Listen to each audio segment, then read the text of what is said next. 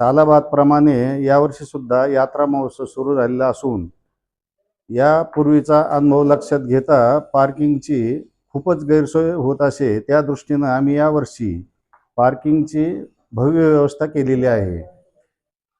काही रस्ते one way केलेले आहेत। तिसगाव मढी हा रस्ता आउटगोईंगसाठी वापरण्यात येईल। निवडुंगे ते मढी हा रस्ता इनकमिंगसाठी वापरण्यात येईल। मच्छिंद्रनाथ पासून कानिपनाथ गडापर्यंत फक्त टू व्हीलरसाठी तो इनकमिंग राहील। रुद्रेश्वर पासून मढी कानिपनाथ गडापर्यंत तो रस्ता सुद्धा टू व्हीलरसाठी इनकमिंग राहील। पाथर्डी धामणगाव मार्गे मढी येणारा रस्ता हा बोथ वे राहील आणि आम्ही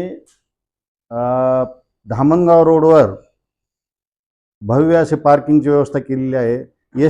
एस टी यावर्षी गडाच्या पायथ्याशी न येता धामणगाव रस्त्याला जे मोठी जागा आहे इनामी जमीन, त्या जमिनीवर आम्ही एस टीची सुद्धा पार्किंगची व्यवस्था केलेली आहे। त्यामुळे यावर्षी येणाऱ्या भाविकांना पार्किंगची अडचण येणार नाही। त्यामुळे गडाच्या भोवती जॅमिंग, कुठलं व्हेकल जॅमिंग होणार नाही। भाविकांना सुरळीत गडावर दर्शनासाठी येता येईल या दृष्टीने आम्ही प्रयत्न केलेला असून तो योग्य रीतीने मार्गी लागेल